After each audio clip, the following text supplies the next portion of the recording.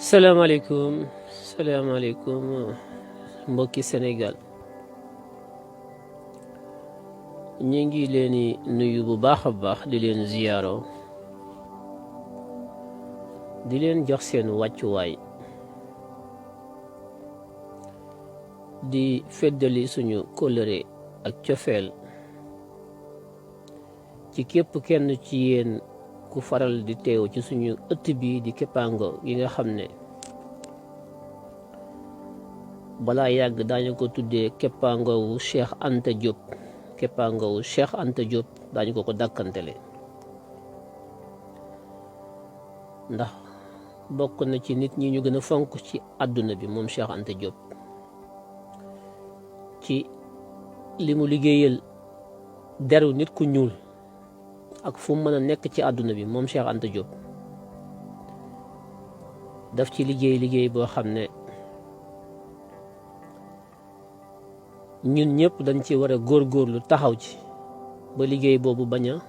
nërmeelu suulu may ñaan ku dugg rek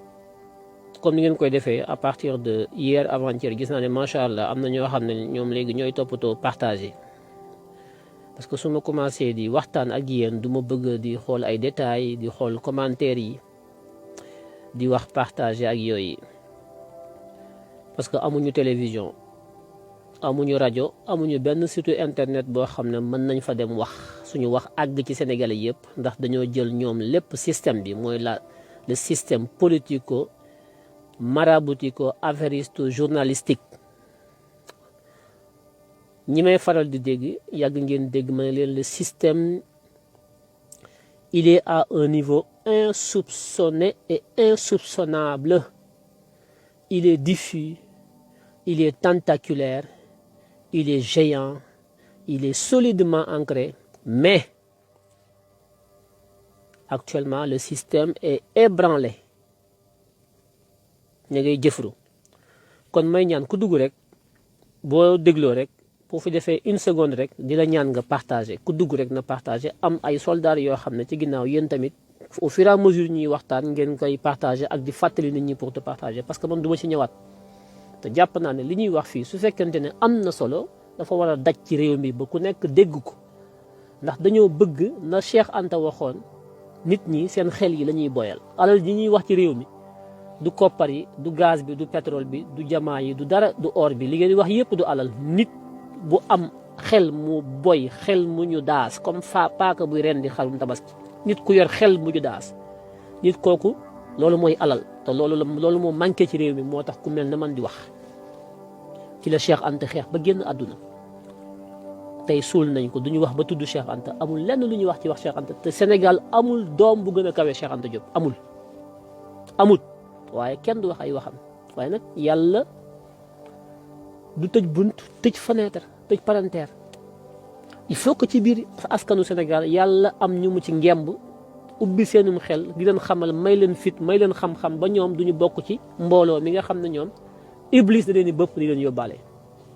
ala kulli al dina ci am benn yu taxaw yoo xam ne di wax dëgg ak di fàttali nit ñi nga xam ne ñooy nit ñu am valeur ñi te mel na Cheikh Anta Diop kon na am ñu yittewoo donc partage yi pour que ñëpp mën ci jot dama ne woon duma def live parce que uma jot gi waaye li ma woo tey ci ay nit ci Sénégal ci diaspora bi ci fu ne ku nekk ma woo mënuma jël coup de fil yi téléphone yi message yi mënuma lire lépp ma ne lu xew ñu ne ma da nga def live démb samedi ci biir live bi ngay signaler ne Cheikh Yérim Seck journaliste mi ngi ci biir bureau Elimane Lam l'argentier de Macky Sall bi nga xam ne moom mooy le prête-nom de Macky Sall ak ki nga xam ne mooy Marième Faye Sall ba noppi yor ay coffre-fort ay milliards waxuma la million de ay milliards ci ay bureau ak i këram tëj ko di ko compter xobbet ñi doon déglu live bi yaakaar naa loolu laa fi wax démb ne leen Cheikh Yérim Seck moment bi may wax ak yéen mi ngi ci biir Elimane Lam kan mooy Elimane Lam wax naa leen ko te pareegu ma ci Elimane Lam li ma xam ci Elimane Lam waxagu ko à moins que mu changé moom Elimane Lam na teg génn ci li mu nekk te yërëm askanu Sénégal ndax Elimane Lam judduwoo ci alal Elimane Lam judduwoo ci ay milliards Elimane Lam li ngay def yépp xam nañ ko bëgguloo ay caméra nag yow Elimane Lam bëggoo ko wax say wax bëggoo siiw yaa yey Elimane Lam yaa yey bëggoo siiw waaye li ngay def yëpp xam nañ ko ba ci club de foot yi ngay jël ay 1 million d'euros di ko dugal ci Valenciennes pour dugg ci conseil d'administration Valenciennes ak club de foot yi nekk en Espagne nga xam ne c'est des grands clubs de foot c'est des millions d'euros nga jël xaalisu Sénégal bu ñu randal ànd ak Marème Faye Sall ki Macky Sall ngeen di blanchir xaalis di ko jël di ko dugal ci football bi di investir ci ay club de foot yu nekk Europe en France et en Espagne yow Elimane Lam te club bu sénégalais yi nekk fii Casa Sport amuñu lu ñu lekk jàmbaar nekk fi ñoom ñëpp sport réew bi nit ñi amuñu xaalis alalu réew mi ngeen wëlbati ko téye ko xanaa bu ngeen ko sàccoon sax defaat ko ci biir football bi sport bi xale yi mën ci am ay championnat yu baax compétition yu am valeur ñu mën ci fay xale yi 1 million 2 millions par weer amu ci benn compétiteur benn footballkatu Sénégal buy football Sénégal bu am salaire 300 000 francs boobu pendant ce temps Elimane Lam nga jël ay millions d'euros di ko dugal ci ay club yu mel ne Valenciennes en France pour lan pour dugg ci biir conseil d'administration bi pour lan pour def li nga xam ne moom la waa Qatar di def PSG ak yooyu parce que sport bi dafa am aussi blanchiment d'argent narcotrafiquants yi jaay drogue bi ci monde bi di ko weexal ak ñi def faux billets yi seen xaalis bi dañ koy dugal ci biir sport di ko dugal ci biir immobilier pour di ko weexal pour que xaalis bi mën a duggaat mën a lew yow Elimane Lam ngay toppandoo ñooñu di jël ay 2 millions 3 millions 4 millions d'euros di ko dugal ci ay club yu nekk France ak Espagne pendant ce temps yaa ngi am sport Sénégal boo xam ne doxut ngeen na yéen da ngeen a bëgg réew mi ku wax ngeen xoqatal ko ku wax ngeen napp ko parce que yéen a ngi police bi gendarmerie bi armée bi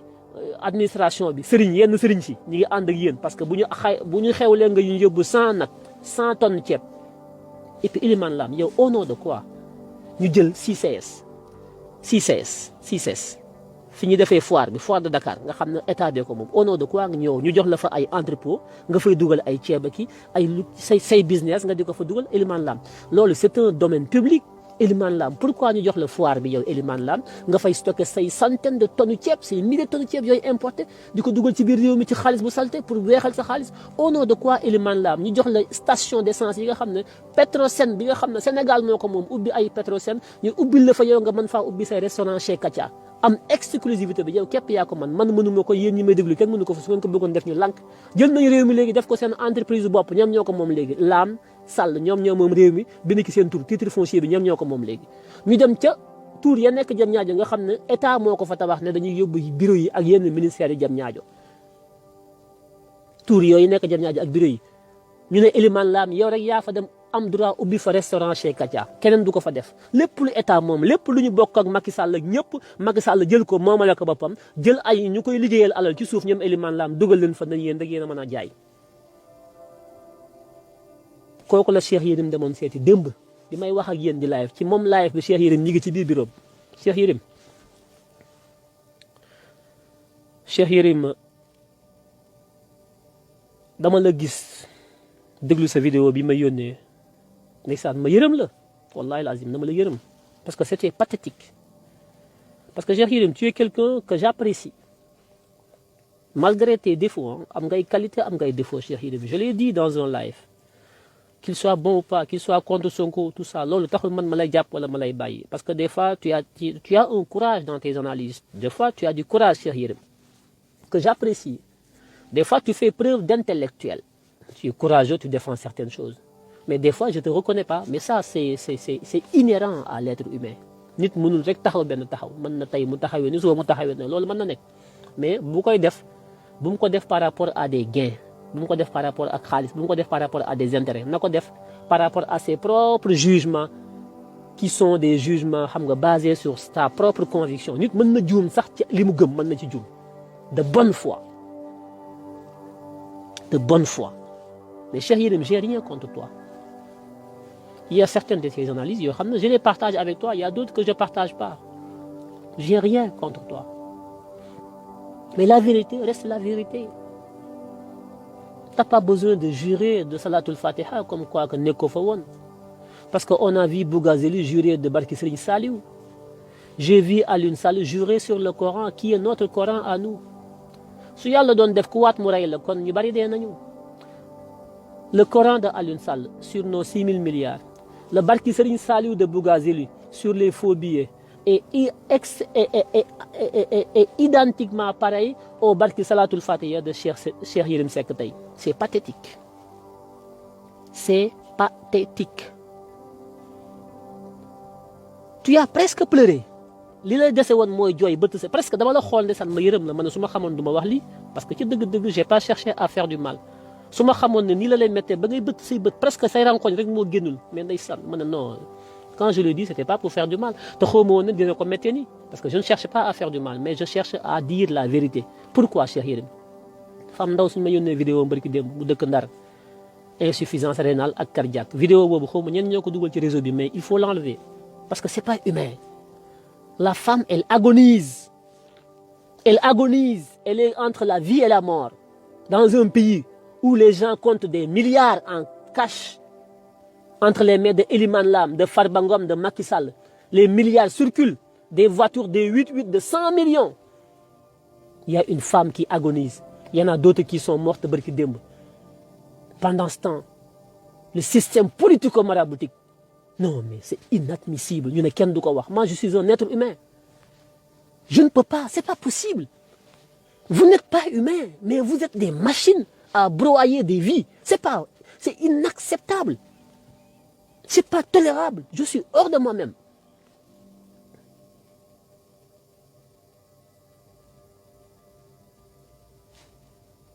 Vous m'excusez parce que je suis très tendu quand je pense à cette dame. J'ai vu la vidéo. Wallahi l'azim, je ne suis pas resté. Je n'ai pas regardé jusqu'au bout. D'abord, quand femme m'a avancé. Maintenant, non, il ne faut pas mettre des choses comme ça. Ce n'est pas humain. Et ça n'ébranle personne. Mountakha Mbacké du ci wax, Mbaye Sy Mansour du ci wax, Macky Sall du ci wax, Eliman Lam du ci wax. Vous êtes le tiers État. Vous êtes le tiers peuple. Vous êtes les pauvres Sénégalais. Ces Soudans-là. Vous êtes les... On ne peut même pas vous qualifier. Vous. Après, yéen nag la Cheikh Yérim Seck ñëw nag def benn vidéo am ànd ak ki mu àndal ci oto bi waroon na filmer boppam ki nekkoon ci oto bi di filmer Cheikh Yérim waroon na leen wax kooku mooy kan. na leen wax ki ko doon filmer ci oto bi mooy kan moom Cheikh Yérim na leen ko wax lu tax wanul boppam kooku mooy kan.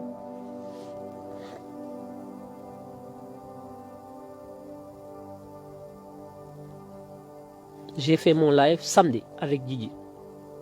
si je me rappelle. Au moment où j'annonçais que Cheikh Yérim Seck était dans le bureau de Eliman Lam, le multimilliardaire prête-nom de Macky Sall et de Marème Faye Sall. bi ma leen waxoon ne avant Cheikh Yérim di ñëw compté na 400 millions cash def ko ci ay saak jox ko chauffeur Mansour Faye mu yóbbul ko Mansour Faye. Avant loolu di am Dame Dieng bu leeral point net dugg na fa génn. Comme Cheikh Yérim Seck. Ils sont en train de dégager plus de milliards pour sensibiliser les médias corrompus, les journalistes corrompus, pour l'attaque médiatique. Le plan a été validé par Seydou Gueye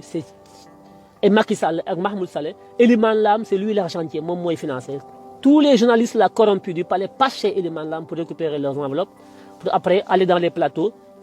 massacrer, matraquer Sonko, matraquer Yewwi Askan Wi, matraquer les Sénégalais, matraquer les activistes pour que le projet de Macky Sall mën a jàll. Ça ne passera pas.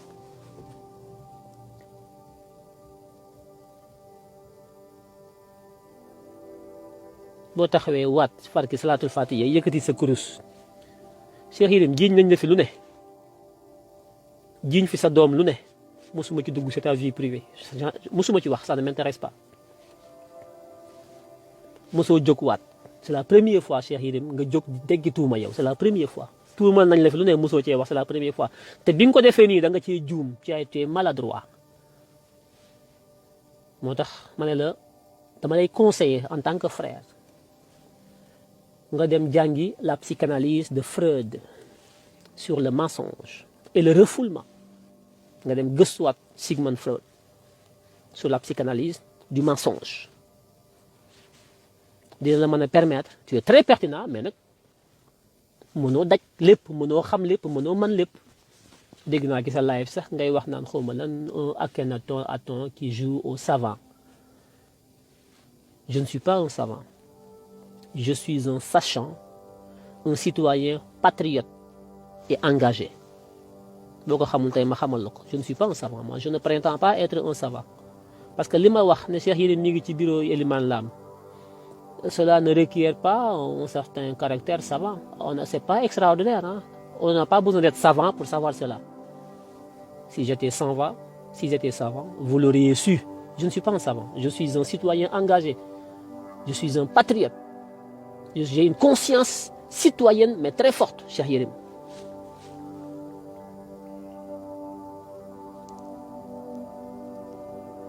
Nga xëcc sa kurus taxaw ne wala sama kurus a ngi nii dama doon weer de xaw ma lan maa ngi nii jóge Saly jëm Bambey xaw ma jëm fan ñu wane caméra yi mu ne xool leen moment bi may wax ak yéen nii la Akhenaton di wax ne man dégg nga maam maa ngi bureau Elimane Lam mais Cheikh Yérim sa vidéo bi tey la dimanche tey nga ko def tey en tout cas tey nga ko publier te li tax nga def ko xam naa ko moo tax ma def ci sama Facebook ne leen dem leen ngeen en matière de crime bu ñu ku rey nit experts yi nga xam ne ñoom ñooy war a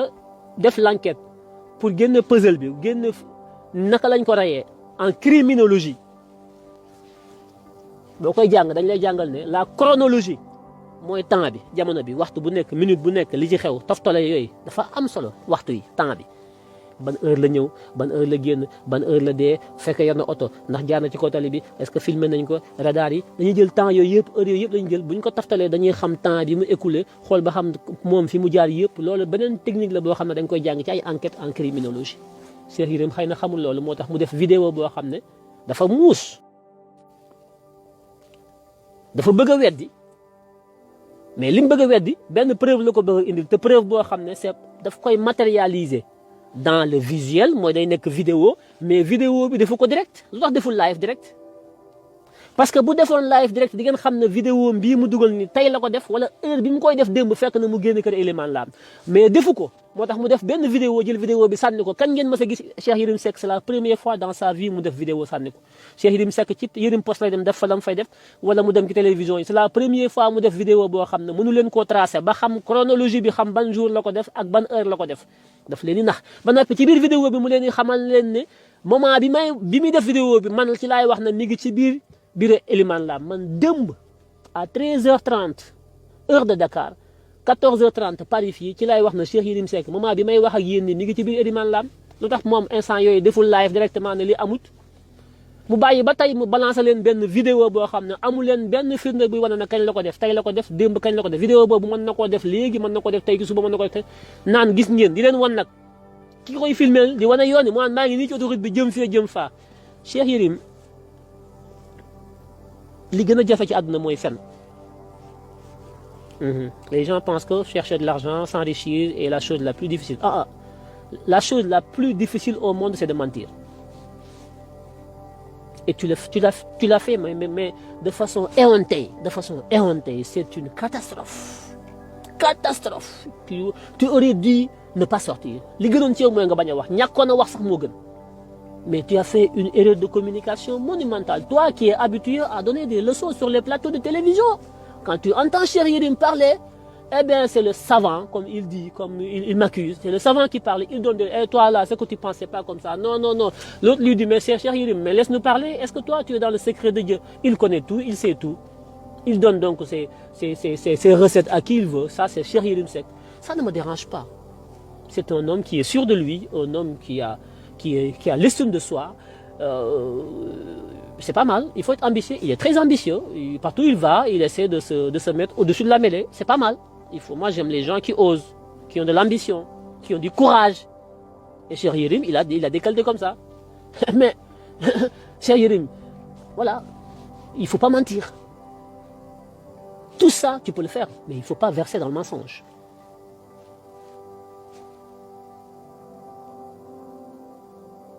Il ne faut pas mentir. Non, Cheikh Yérim. Tu n'as pas besoin de jurer sur Salatul Fatiha. Tu n'as pas besoin de jurer Yéne Sekourous di wane. Tu n'as pas besoin de dire Yal Nama Yalla Ata Yo, Suma Yalla Ata Yo, Cheikh Yérim. Attention, Cheikh Yérim. Attention, Cheikh Yérim. Tu peux bluffer les Sénégalais, man nga leen nax. Mais yow xam nga man xam naa. Non yow xam nga man mënoo ma nax. Parce que waxantuwuma. sa génn bi nga génn nag da nga doon jéem a sauver sa bopp ak jéem a layal sa bopp far siiwal Elimane Lam Sénégalais yëpp xam nañ léegi kan mooy Elimane Lam à travers ta sortie donc li Elimane Lam di bañ moom nga ko defal tey mooy siiwal ko sénégalais yi xamul woon Elimane Lam yëpp tey suivre Cheikh Yérim Seck léegi xam nañu ko Elimane Lam te Elimane Lam bëggul ku ko xam parce que du def lu jub ngay lay di prévoir ci say lay ëllëg ñu ginneel la ay image ak ay vidéo yoo toog ak Elimane Lam moo tax nga naan Elimane Lam man xam nga sama ngénte la ñëwoon Elimane Lam dafa jékki-jékki jóg dem sa ngénte Elimane Lam waxoo ko fu ngeen xamante lu tax mu jékki-jékki ñëw ci sa ngénte kon xam nga Elimane Lam parce que nee nga ñëw na ci sa ngénte mu defal la teraanga nee na nga dem seeti ko mu ñëw ci sa ngénte nga dem seeti ko kon yow xam nga Elimane Lam da ngay fréquenté Elimane Lam mais amanoo ko nii man ay heures yu précises laa la jox parce que dañu am ay patriotes partout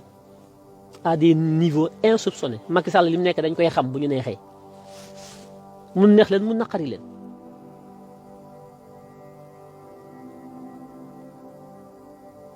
fii la Aliou Sall toog taxaw jël kaamil alxuraan teg ci loxoom waat dafa tax mu am dëgg Bougazeli jàpp ñu ko fii ci ay weexal billet fii Bougazeli buñ ko jàppee lu mu def ni Cheikh Yérim def la def taxaw génn taxaw jël fu ngandam photom Serigne Saliou teg ko ci ginnaaw salam toog barki Serigne Saliou mi ma kërëb man boo nee barki Serigne Touba ne barki Serigne Saliou mooy na ngay fen koo ci dégg mu naan barki Serigne Saliou ki barki Serigne Touba ki barki Alaaji Malick ku loo koy wax ab fenkat la nit kuy dëgg nit ku wax dëgg du waat t'as pas besoin de voilà comme dit Wole Soyinka le tigre n'a pas besoin de crier sa tigritude il lui suffit juste de sauter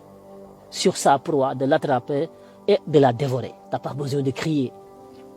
c'est ça la force tranquille de Jacques Ségala pour Mitterrand en 1981 nous sommes une force tranquille ça nous l'avons emprunté de Jacques Ségala t'as pas besoin de crier Cheikh Yérim non tu jures sur quoi su yàlla doon def ku waat mu rey la kon yow Cheikh Yérim tey ñi ngi lay waaj a sang pour nga suul pour ñu suuli la wallahi azim bu yàlla doon def tey jii ku waat ci ay fen ñu suuli la kon yow tey jii yow doo reer ci guddi gi pour lan xaalis nga jóge fa génn ne mër dem Saly c'est normal le refoulement freudien la psychanalyse de Freud sur le refoulement ci sa biir wax bu ñu ko étudier sax dañuy gis na yow tu dis pas la vérité tu as été en week-end à Saly il te faut des sous il te faut de l'argent c'est normal je suis pas contre c'est ta vie privée tu peux aller à Saly faire ce que tu veux bah oui quand tu vas aller en week-end à Saly en villégiature alors que voilà xamuñu looy liggéey pour am xaalis c'est normal que nga dugg ci bureau yi di génn c'est tout ce que j'ai dit moi tu aurais pu me dire mais su ma neexee dugg ci bureau Elimane Lam maa tey soo ko waxoon ma ne d'accord c'est ton droit am nga ci droit mais que demuma ci bureau Elimane Lam ah non ça ne passe pas tu as le droit dugg ci bureau Elimane Lam tu as le droit dugg ci bureau Macky Sall tu l'assumes su ma nee Yérim mi ngi ci bureau Macky Sall neel oui j'ai été dans le bureau de Macky Sall assume-le yaa ngi ci bureau Elimane Lam assume-le Cheikh Yérim tu l'assumes dootuñu leen may dara vous le système vous qui complotez sur le dos du peuple affamé le peuple à terre le peuple bi nga xam ne amuñu liggéey amuñu njàng mu baax amuñu dund bu baax amuñu fajo mu baax amuñu ay kër yuñ dëkkee xañ ngeen leen lépp vous le système politico maraboutico affairiste yéen Cheikh Yérim Seck et les journalistes Madiambal Diagne yéen ñëpp on vous traque yéen ñëpp bàyyiwuñ ci kenn li ñëpp bokk di ngeen ko fi teg jal ko kenn ku ci nekk jël ci wàllam waaye ngeen jal ko ba mu kawee yéen jël li ñu bokk ñëpp ngeen foqati ko ci ñun jal ko ba mu nekk montagne ngeen tiim ko di ko lekk ne kenn du ko wax c'est terminé ça parce que ñun suñu sëriñ mooy Mark Zuckerberg seen café yi ngeen bëgg a suukaree suñu Zuckerberg bi nag du ci dem ndax ñun suñu sëriñ mooy Mark Zuckerberg boobu du suukar seen café moo ñu indil Facebook Instagram ak yëpp daan ñu dégg fu ne soxlawuñu seen télé yi soxlawuñu Cheikh Yérim dem na télé yi wax man du ma leen seetaan ay su ma gisee patriote naan wuy diw gis naa ko ci télé ba ma ngay wax waa TFM ci rek man leen yéen da ngeen a ñàkk fayda yéen ñi nekk télé yi diw ak di critiquer ñi leen di critiquer ci télé yi ñu lay critiquer di la saaga ci télé yi ngeen toog di leen xool du ngeen ay nit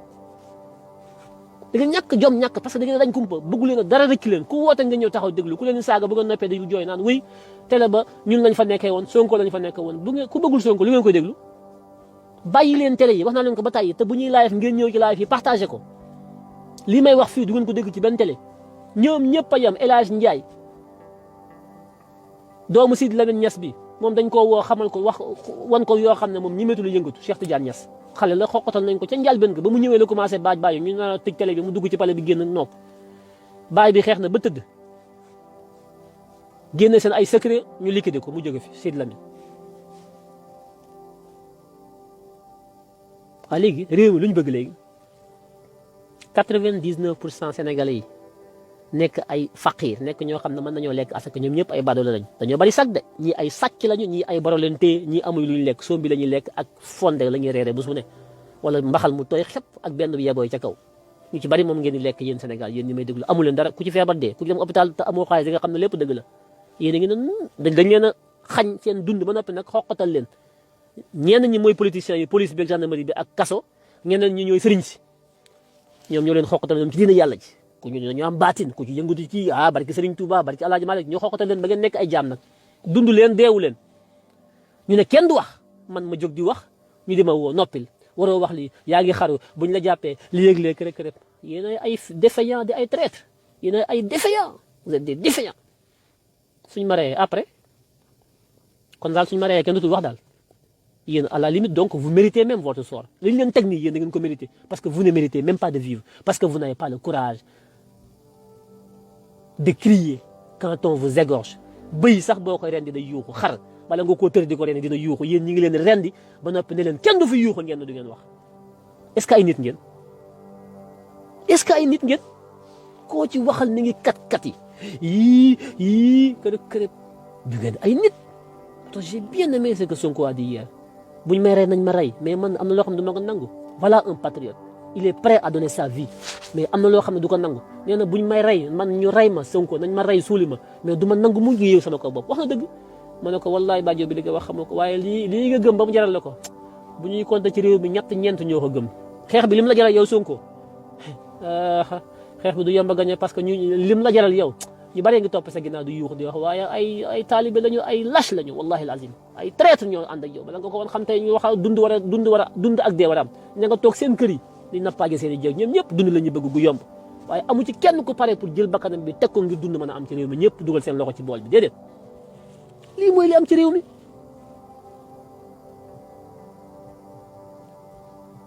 lii mooy li am ci réew mi ku ci wax bu ñu waxee ñu naan bàyyi leen suñu mag ñu baax ñi ñooy régulateurs sociaux na ñëw ci Facebook bi nañ ñëw dans les réseaux sociaux pour réguler la société nañ ñëw société bi kenn régulé wu ko kenn mooy réguler société mondiale bi kenn muy Mark Zuckerberg marque mi nga xam ne mooy suukar bekk bi suukar café yi kooku moom mooy ki nga xam ne mooy réguler le monde mooy réguler la société nga bëgg ko nga bañ ko tam nga ca Honolulu fa lay jaaxaan ci benn hôtelam sol ay dàllu cere xam ak benn kilotam di naan juyam yëgul lu xew xale bu ndaw yorul benn baatin de ci bouton lay bës àdduna bi yëpp taxaw moom la ñëpp di waatee kooku mooy almahdi yu mooy suñu sëriñ ñun Mark Zuckerberg mii suukar café yi moo man si Muntaxa man Mbay Si Mansour yéen ñëpp seen baatin yëpp moom da koo téye te xale bu ndaw la kilot lay sol kilot xamul fu màkk féete Medina xamu ko ngeen xam ne yàlla du nit yàlla moo man lu ne ngeen di nax jaamu yàlla yi pour bëgg leen a jariñoo du sotti